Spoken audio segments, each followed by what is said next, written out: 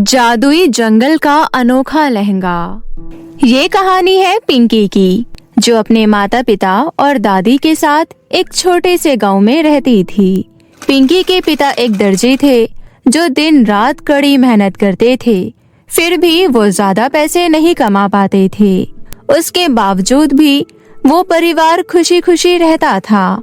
एक दिन उस गांव की महारानी ने एक बहुत बड़ी पार्टी का आयोजन किया, क्योंकि उसके बेटे यानी राजकुमार का जन्मदिन था। सुनो सुनो सुनो, सभी गांव वासियों ध्यान से सुनो।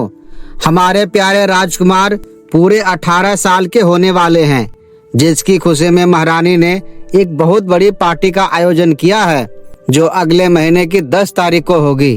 गांव के सभी बच्चों को उस पार्टी के लिए न्योता दिया जाता है। आप सब जरूर आइएगा। ये सुनकर गांव की लड़कियां बहुत खुश हो जाती है। ये महल के अंदर पार्टी, इससे बढ़िया चीज और क्या हो सकती है। तुम सही कह रही हो, ये पार्टी हमारी जिंदगी की सबसे खास पार्टी होगी। तुम क्या पहनोगी? मेरी मम्मी ने कुछ दिन पहले मेरे लिए एक सुनहरा गाउन खरीदा था, मैं तो वही पहनूंगी। और मैं तो अपना सुंदर सा लहंगा पहनूंगी। तुम चुप क्यों हो पिंकी? तुम भी बताओ, तुम क्या पहनोगी? पिंकी शांति से खड़ी थी, वो कोई जवाब नहीं देती। तभी शिखा कहती है, अरे तुम इससे क्या पूछ रही हो? क्या तुम्हें पता नहीं कि ये लोग बहुत गरीब है? इसके पास तो एक सिंपल सी अच्छी फ्रॉक भी नहीं है। अरे हाँ, इसके तो रोज के पहनने वाले कपड़े भी फटे पुराने होते हैं। भला ये पार्टी में कैसे जाएगी? अच्छा ही है, एक अकेली ये गांव में रहकर गांव की रखवाली करेगी। ये सब कहकर गांव की लड़कियां पिंकी का बहुत मजाक उड़ाती है। पिंकी उदास मन घर लौट आती है। पिंकी को उदास देखकर उसके घर वाले पूछते हैं, क्या हुआ बेटा, तुम्हारा मुंह क्यों लटका हुआ है? बेटा, तुम्हें तो खुश होना चाहिए। हमारे गांव में पार्टी है, वहाँ बहुत मजा आएगा। और तुम उदास हो, क्या बात है? क्या तुम्हारा पार्टी में जाने का मन नहीं है क्या? अरे नहीं नहीं, मेरी पिंकी बिटिया जरूर जाएगी। बेटा बताओ ना, क्या बात है? मैं कैसे जाऊंगी माँ, आप ही बताइए। मेरे सभी दोस्त अच्छे अच्छे कपड़े पहनकर पार्टी में तैयार होकर जाएंगे, और मैं क्या पहनकर जाऊंगी? मेरे पास तो कोई ढंग का कपड़ा है ही नहीं पहनने के लिए। इस वजह से आज दोस्तों ने मेरा बहुत मजाक उड़ाया, मुझे बहुत बुरा लगा। अरे ये तो मैंने सोचा ही नहीं। और थोड़े अच्छे कपड़े खरीदने में तो वैसे भी बहुत पैसे लगते हैं। पर बेटा तुम चिंता मत करो, मैं तुम्हारे पापा से बात करूंगी इस बारे में। पिंकी उदास मन अपने कमरे में चली जाती है। पिंकी को उदास देखकर उसकी माँ और दादी को भी बिल्कुल अच्छा नहीं लगता। उस दिन पूरी रात पिंकी बहुत उदास रही।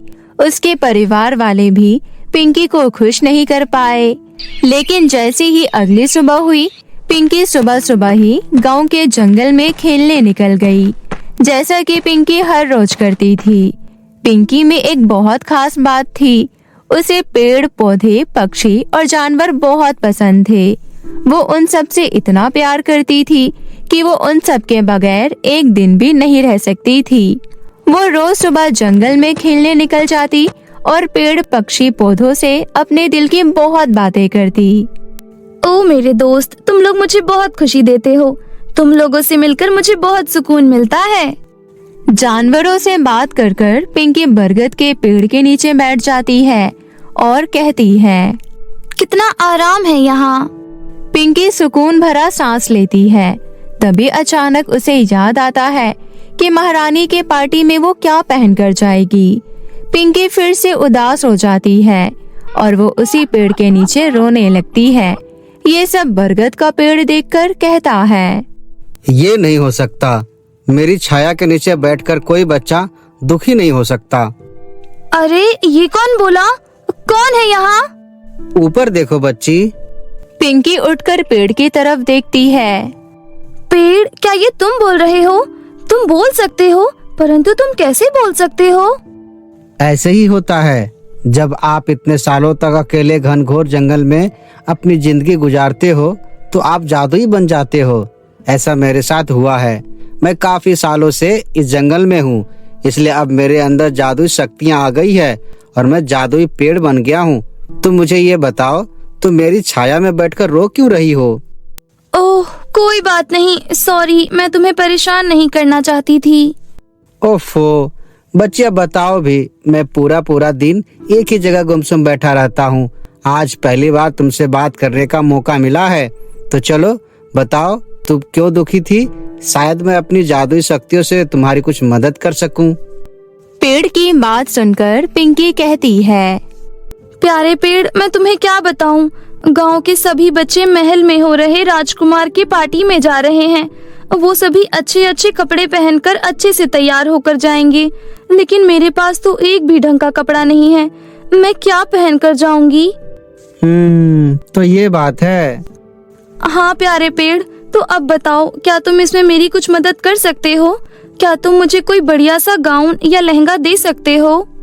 पिंकी की बात सुनकर पेड़ हंसने लगता है और कहता है,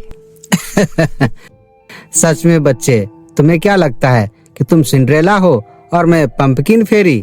बच्चे नहीं, मैं इस तरह का जादू नहीं कर सकता। ओह, कोई बात नहीं, खैर अब मुझे घर चलना चाहिए। इतना कहकर पिंकी उदास मन घर जाने लगती है। तभी वो पेड़ कहता है, रुको बच्चे, मैं कोई ऐसा जादू तो नहीं कर सकता जो फेरी गॉड मदर कर सकती है, लेकिन मैं तुम्हें बता सकता हूँ कि ये पूरा जंगल ही अपने आप में जादुई है। यहाँ की हर चीज, ये पेड़ पौधे पक्षी और जानवर, इन सब में अपने किस्म का जादू है। क्या तुम्हें कभी महसूस नहीं हुआ? तुम यहाँ हर रोज आती हो तब भी। खैर कोई बात नहीं, अगर तुम इन सब से मदद मांगोगी तो ये सब मिलकर तुम्हारी मदद जरूर करेंगे। क्या सच में? बिल्कुल, सब बच्चों के पास बढ़िया बढ़िया कपड़े हो सकते हैं, लेकिन तुम्हारे पास एक खूबसूरत दिल है और यही चीज तुम्हारे पास बहुत कीमती है। अब बच्चे तुम जाओ यहाँ से, मेरे सोने का वक्त हो गया है। बरगद के पेड़ की बातों ने पिंकी का मन बहुत खुश कर दिया था, जिससे पिंकी की उदासी दूर हो गई थी और वो बहुत खुश थी। वो पेड़ पक्षी जानवरों से बहुत प्यार करती थी और जब पिंकी ने अपनी परेशानी के बारे में उन्हें बताया तो सबने बारी बारी से पिंकी की मदद की। प्यारी पिंकी, तुम हमेशा से मुझे बहुत प्यार देती आई हो, इसलिए मेरे गुलाब के लाल लाल पंखुड़ियाँ अपने लहंगे के लिए तोड़ लो। तुमने मुझे शिकारियों से कितनी बार बचाया है, तुम मेरे पंख ले जाओ, इसे तुम अपने लहंगे में सजाना। ऐसे ही सभी ने पिंकी को बहुत कुछ दिया। तुम सभी का बहुत बहुत शुक्रिया, लेकिन इन सब का मैं लहंगा कैसे बनाऊंगी?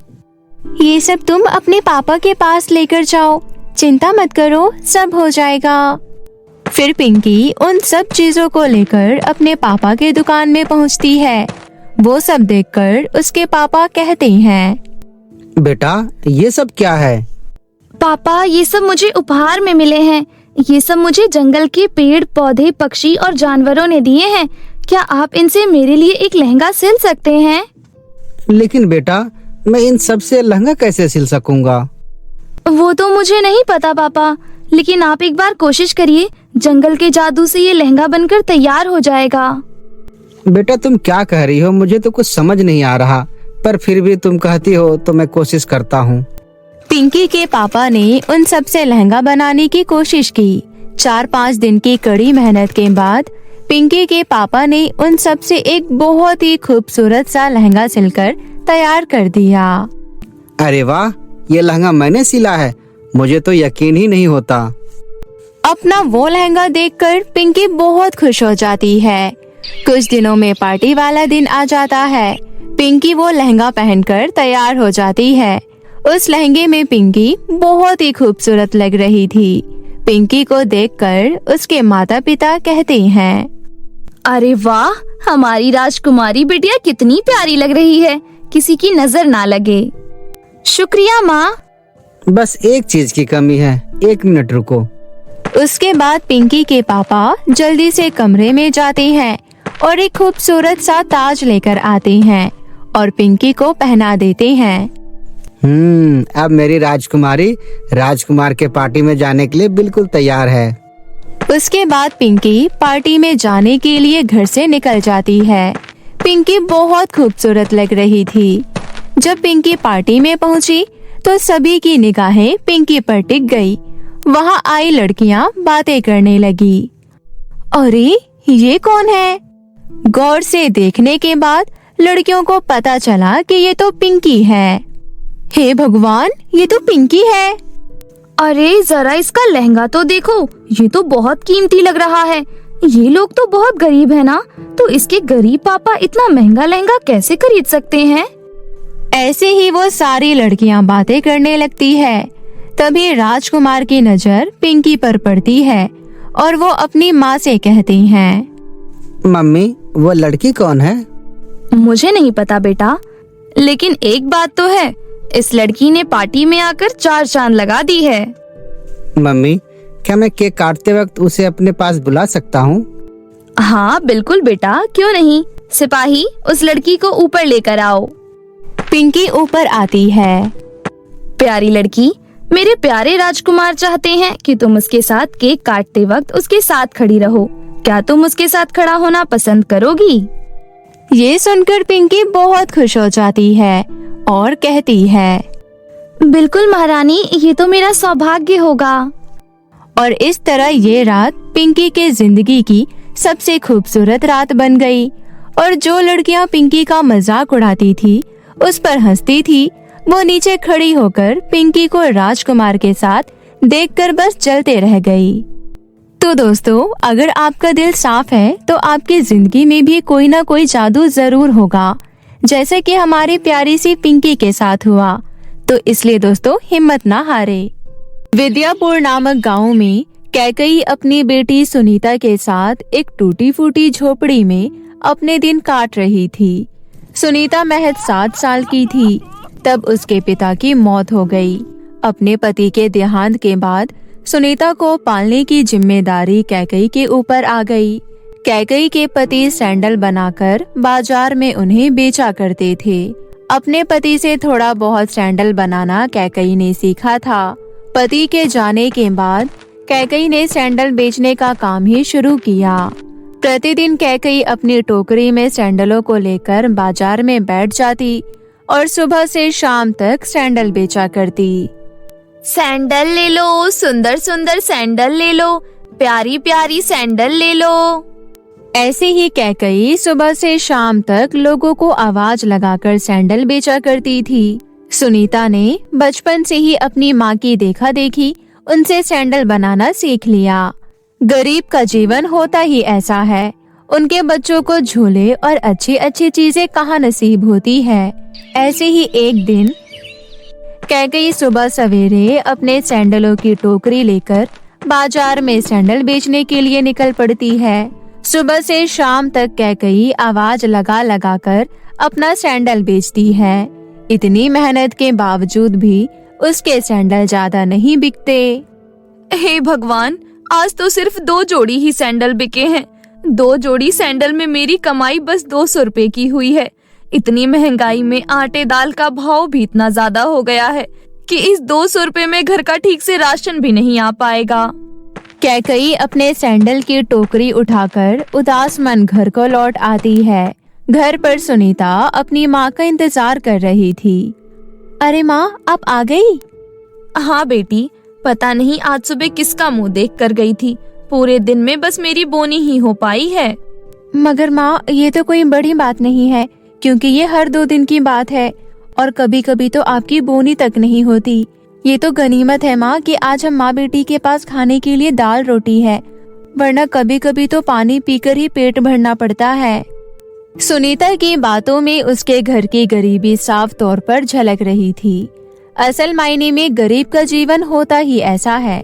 कभी रूखी सूखी रोटी खाकर रात काटनी पड़ती है, तो कभी कभार पानी पीकर ही सो जाना पड़ता है। गरीब लोग पूरा दिन खून पसीना एक करके मेहनत करते हैं, तब जाकर शाम को उनके घर चूल्हा जलता है। ऐसे ही समय गुजर रहा था। सुनीता के घर में बहुत ही पुरानी चक्की रखी हुई थी। सुनीता हमेशा से उस चक्की में आटा पीसा करती थी।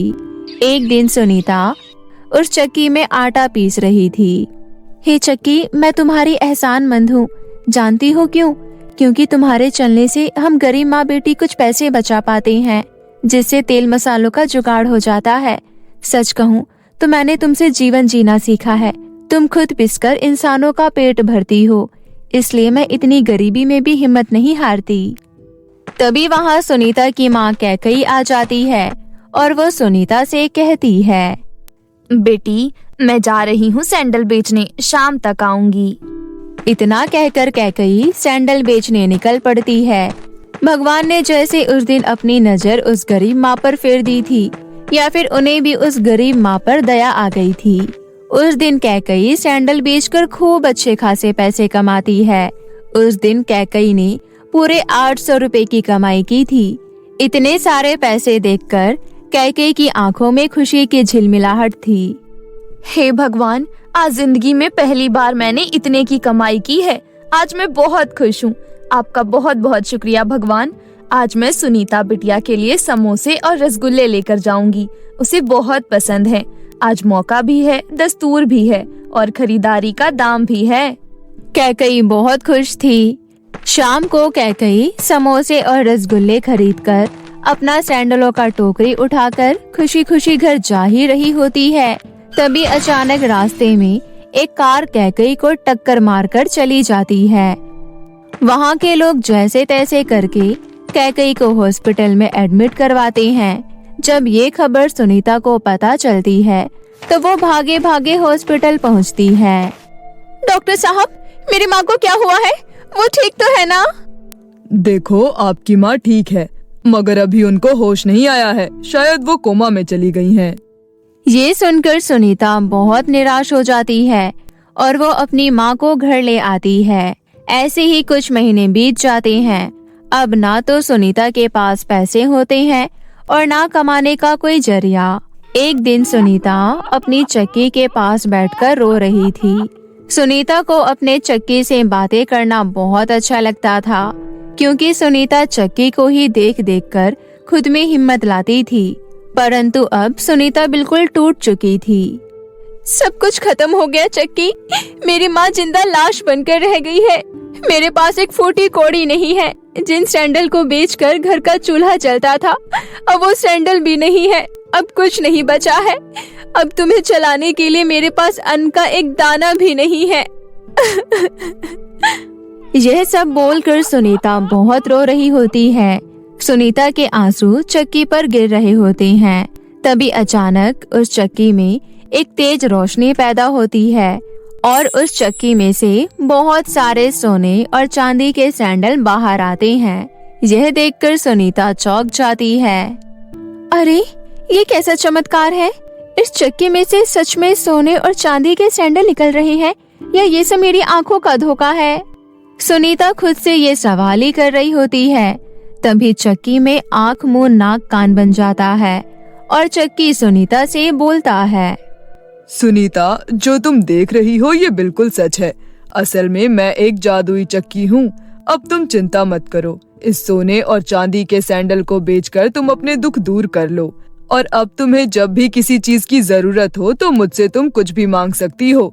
मैं तुम्हारे साथ काफी सालों से हूँ और तुम वाकई में बहुत अच्छी लड़की हो। आपका शुक्रिया जादुई चक्की। इस समय वाकई में मुझे किसी के साथ की जरूरत थी और आखिर में तुमने ही मेरा साथ दिया। तुम वाकई में बहुत अच्छे हो। उसके बाद सुनीता जादुई सोने और चांदी के सैंडल लेकर उन्हें सुनार के पास बेचने चली जाती है। उन्हें बेचकर सुनीता को मोटी रकम मिलती है, जिससे सुनीता घर का राशन पानी भर लेती है और माँ की दवाइयाँ ले आती है। तभी आधी रात में बाहर बहुत तेज आंधी तूफान आने लगता है और बहुत झमाझम वाली बारिश होने लगती है।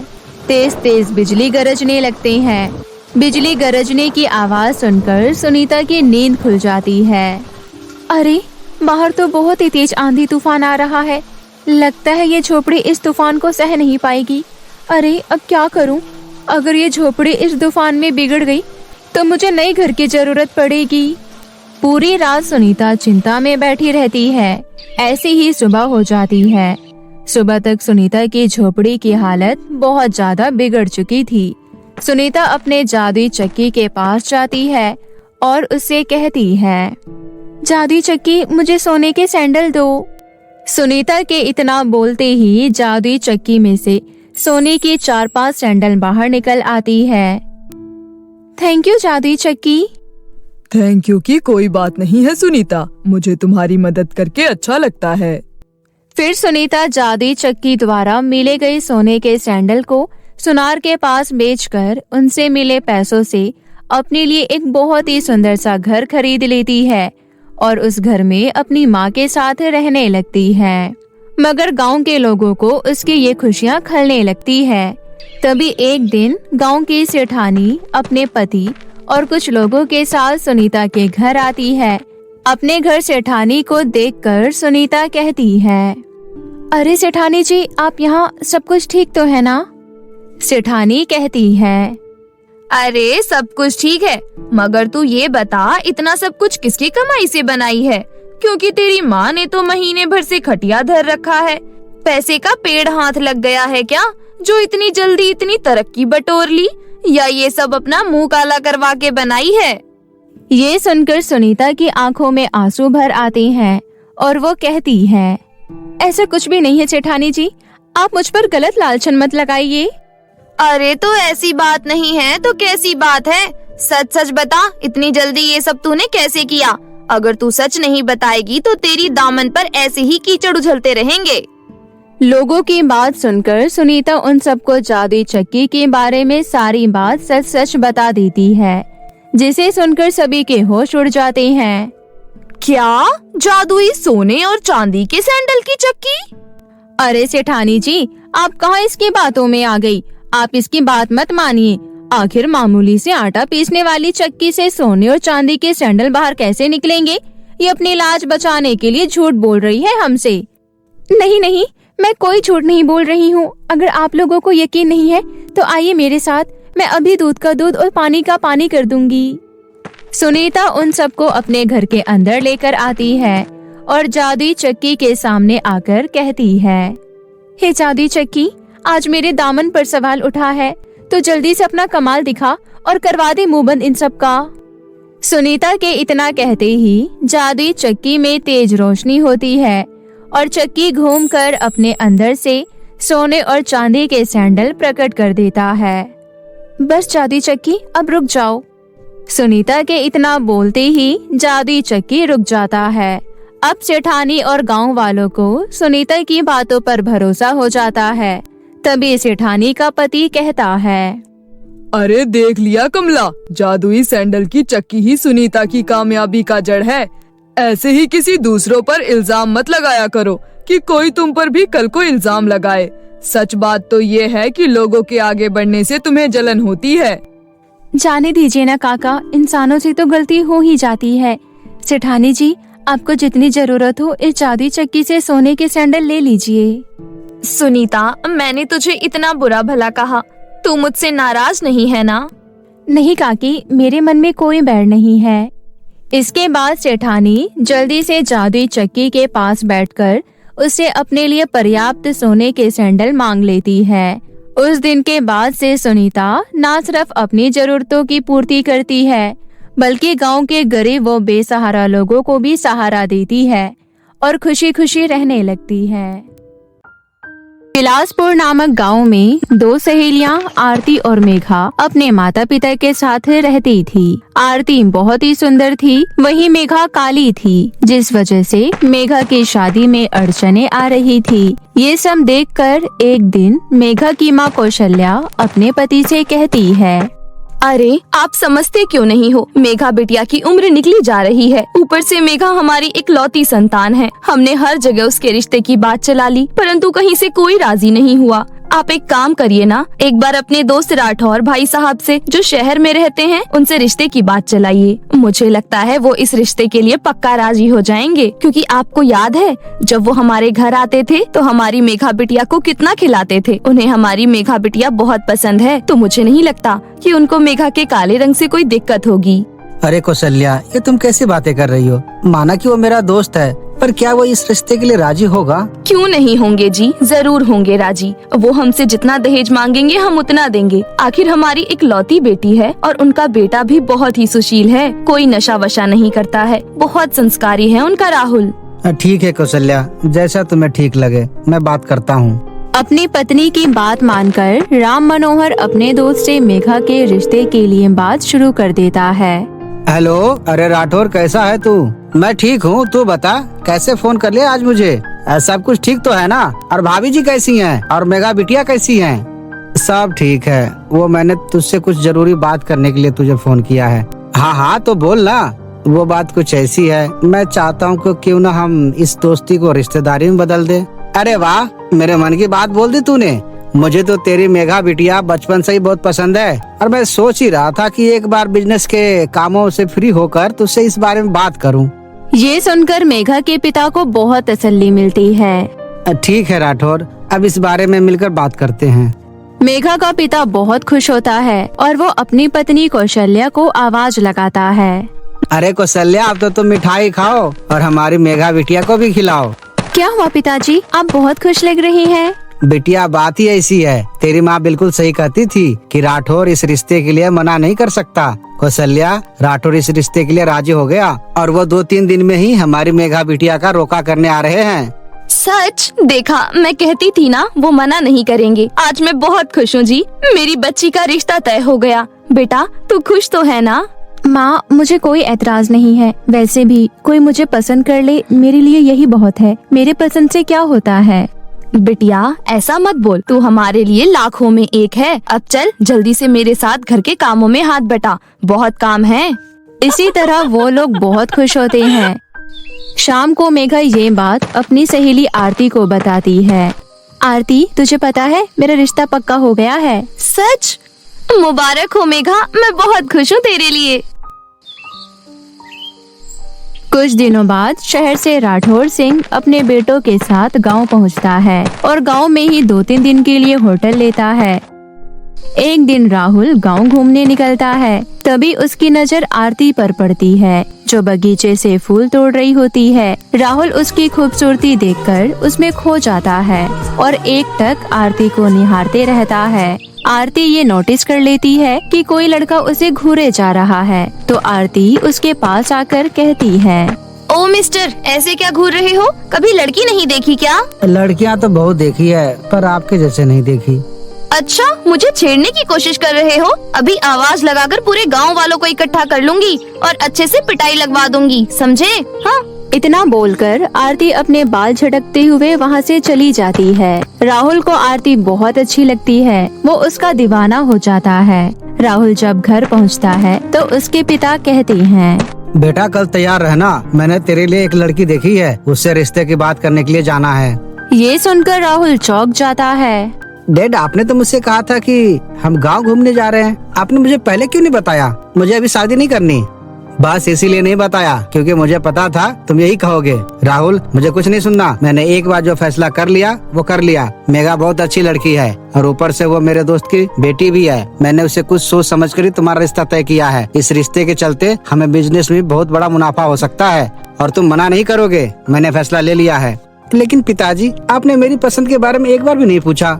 बेटा, ये तुम अच्छे से जानते हो, मेरे सामने तुम्हारी एक भी नहीं चलने वाली और तुम्हें तो ये शादी करनी ही पड़ेगी। अब शांति से कल तैयार रहना। लड़के वाले के घर पहुंचकर राहुल का पिता मेघा से अपने बेटे राहुल का रिश्ता पक्का कर देता है। 1 महीने बाद की उनकी शादी की डेट फिक्स हो जाती है। मेघा अपनी शादी का कार्ड लेकर आरती के घर आती है। आरती, ये ले मेरी शादी का कार्ड, तुझे मेरी शादी में जरूर आना है। कॉन्ग्रेचुलेशंस मेघा, पर सॉरी यार, मैं नहीं आ पाऊंगी क्योंकि मैं अपनी फैमिली के साथ कहीं और शिफ्ट हो रही हूँ। पापा की शिफ्टिंग किसी और शहर में हो गई है, तो हम लोग जल्दी ये घर खाली करके जा रहे हैं। पर कोई बात नहीं मेघा, मेरी बेस्ट विशेस तुम्हारे साथ है। तुम अपनी हैप्पी मैरिड लाइफ अच्छे से एंजॉय करो। कुछ ही दिनों में उन दोनों की शादी हो जाती है और मेघा राहुल के साथ शहर आ जाती है। लेकिन मेघा से शादी करने के बाद भी हर रोज राहुल को आरती की सादगी और खूबसूरती उसे मन ही मन बेचैन करने लगती है। कुछ लोग इत्तेफाक से ही मिलते हैं और हमेशा के लिए खो जाते हैं। शायद वो लम्हा भी मेरी जिंदगी में कुछ ऐसा ही था। मुझे उसे भूल जाना चाहिए और अपनी पत्नी के साथ खुश रहना चाहिए। राहुल उसको भूलकर अपनी पत्नी मेघा के साथ खुश रहने की कोशिश करता है, मगर फिर भी वो कहीं न कहीं आरती को भूल नहीं पाया। कुछ दिनों बाद राहुल के एक दोस्त की शादी होती है। वो राहुल के घर आता है और कहता है, अरे भाई राहुल, शादी के बाद तो तू मुझे भूल ही गया। ये ले कार्ड, कुछ दिनों में मेरी शादी है और तुझे मेरी शादी में जरूर आना है। हाँ हाँ, क्यों नहीं, शादी में मैं जरूर आऊँगा। आखिर मेरे यार की शादी है, आना तो बनता ही है। अच्छा दोस्त, तो अब मुझे इजाजत दो, मैं चलता हूँ। और भी लोगों को कार्ड देना है। इतना कहकर उसका दोस्त वहाँ से चला जाता है। कुछ दिन बाद उसकी शादी होती है। राहुल अपने दोस्त की शादी में पहुंचता है और वहां उसी लड़की को दुल्हन के जोड़े में देखकर वो चौंक जाता है और अंदर ही अंदर टूट जाता है। अरे ये कैसी किस्मत है मेरी, जिससे पहले मुलाकात में ही मोहब्बत हुई, उससे मैं अपनी आंखों के सामने किसी और का होता हुआ देख रहा हूँ। राहुल का दिल पूरी तरह टूट जाता है और वो पूरी शादी होने से पहले ही घर लौट आता है। अपने पति को इतना परेशान देखकर मेघा सोचती है, शादी के 2 साल बाद मैंने इन्हें इतना परेशान देखा है। शायद अगर अभी मैं इनके पास गई तो हो सकता है ये गुस्से में मुझे डांट दे, इसलिए मुझे इनसे कल बात करनी चाहिए। अभी इन्हें कुछ देर के लिए अकेला ही छोड़ देती हूँ। मेघा ऐसा सोचकर राहुल के पास नहीं जाती है और बगल में ही सोफे पर सो जाती है। राहुल को पूरी रात नींद नहीं आती, उसके दिमाग में बस आरती घूमते रहती है। ऐसे ही देखते 1.5 साल बीत जाते हैं। फिर एक दिन आरती सफेद सूट में मंदिर के तरफ जा रही होती है कि तभी मंदिर का पुजारी कहता है, अरे अरे, आप अंदर नहीं जा सकती। आप एक विधवा औरत हो और विधवाओं का यहाँ पूजा पाठ करना मना है। पंडित जी, भगवान तो सभी के समक्ष एक समान होते हैं। आप मुझे अंदर क्यों नहीं जाने दे रहे हैं? मैं बहुत ही श्रद्धा के साथ मंदिर आई हूँ, मुझे कृपया करके अंदर जाने दीजिए। आरती के बहुत कहने पर भी पुजारी आरती को अंदर जाने नहीं देता और मंदिर में कुछ औरतें भी आरती को अनाप शनाप बोलने लगती हैं। तभी वहाँ से राहुल ऑफिस के लिए गुजर रहा होता है। वो मंदिर में शोर शराबा देखकर अपनी बाइक रोककर मंदिर में आता है। इस मंदिर में किस बात पे इतना शोर शराबा हो रहा है? वो मंदिर पहुंचता है तो आरती को देखकर उसके कदम रुक जाते हैं और आरती को सफेद सूट में देखकर वो अचंभित रह जाता है। ये कैसे हो सकता है? क्या आरती विधवा हो गई है? इसका मतलब मेरा दोस्त अब इस दुनिया में नहीं रहा। शादी के बाद से राहुल ने अर्जुन से वार्तालाप करने की जरा भी कोशिश नहीं किया, क्योंकि आरती उसकी पत्नी है। ये राहुल से बर्दाश्त नहीं था, इसलिए उसने अर्जुन से दोबारा मिलने की कोशिश भी नहीं की और ना कभी उसके घर गया। और आज मंदिर में इस तरह आरती को विधवा के रूप में देखकर और उसके ऊपर हो रहे अत्याचार को देखकर उसे रहा नहीं गया। ये क्या तमाशा लगाया हुआ तुम लोगों ने? तुम आरती को मंदिर में पूजा करने क्यों नहीं दे रहे हो? अरे ये एक विधवा है और अगर ये मंदिर के अंदर गई तो मंदिर अपशगुन हो जाएगा।